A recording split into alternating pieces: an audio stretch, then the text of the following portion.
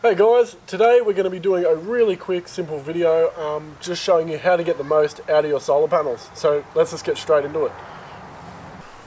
Alrighty guys, so for all these tests today, we're going to be putting it all through my King's 250 watt folding solar panel. That is going to be run directly through my CTEC D250 SA, which has an MPPT solar regulator built into it. And then I will be monitoring all of the amperages and stuff through my battery monitor that's in my trailer. So anyway, we'll get straight into it. Alrighty, so as you can see now, I've drained the battery pack just below 50%, but it's not too far, so that's fine.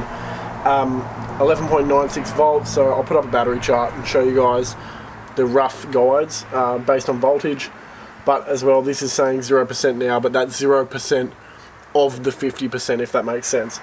So that will allow the CTEC charger to put in the full amount of amps that it will allow, instead of it floating or doing another stage of the charging cycle. So this will be a true representation of how many amps it will put in. So we'll set it to amps now, and we'll go plug in the panel and monitor the voltage.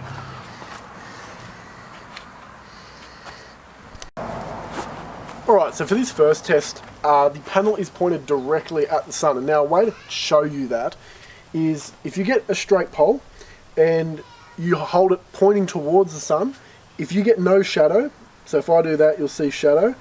If you can line it up so you get straight line with no shadow, that means that it is directly perpendicular with the sun. So now if you line that up with the panel, you'll see that I've got the panel pointing directly perpendicular to the sun, which is exactly what you want for maximum output. Alrighty, so I'll go ahead and plug that in now. And it will probably take a second and make sure I'm not giving it any shade whatsoever. So this panel is now in direct sunlight with no shade, and is pointed directly at the sun.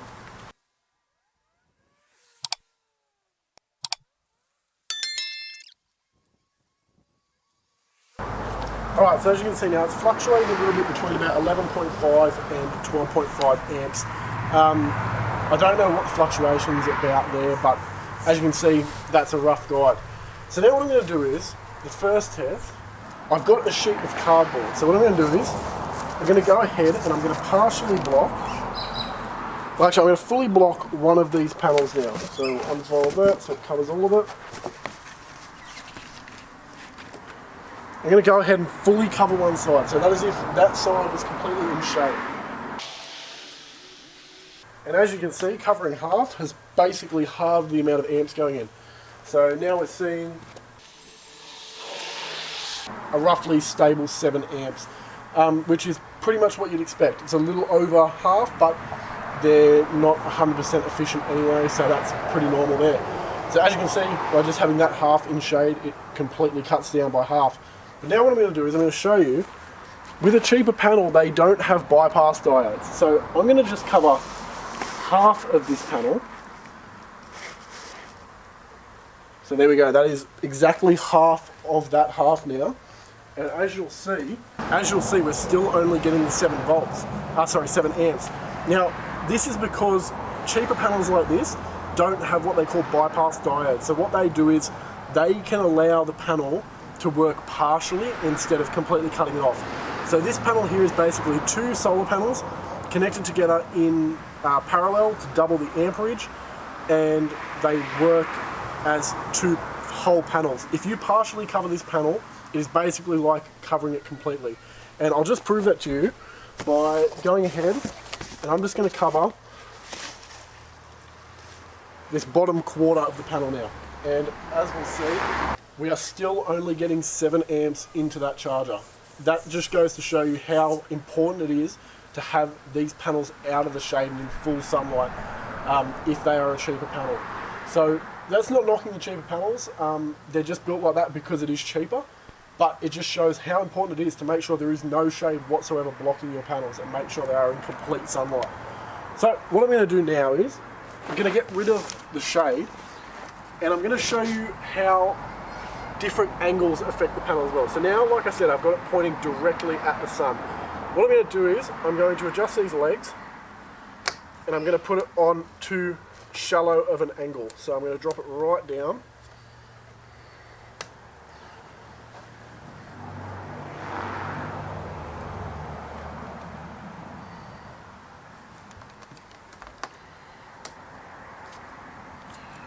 To there. Now that's a very shallow angle now, I'll just show you.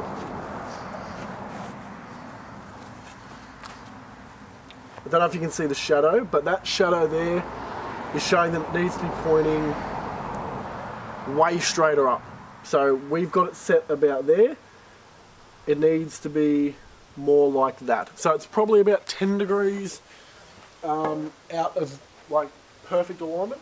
And as you can see there, only out by 10 degrees, if that. It's now only putting in 9 amps, so that's a significant drop off again. That's about 3 amps of power just from changing the angle, and I can show you that if I just lift this up and give it a second to recalibrate on the monitor. You should see those amps go up again. And then lay it back down and they should drop off again. So there you have it, guys, just a really simple video explaining how much shadows and angles affect solar panels. It's quite amazing how much of a difference just a little angle change can make, and especially with these cheap panels, how much a little bit of shade can make. They really are detrimental to the panel, and it's actually really bad for the panel as well, keeping them partially shaded. As some of the solar cells are getting, wanting to give out full panel power, while the other ones aren't. So it can actually really hurt the panels. But anyway, guys, I hope you have enjoyed that video. It should be just a nice quick one. If you have, make sure to drop a like down below, comment as well, and make sure to subscribe. I'll see you guys in the next video. Cheers.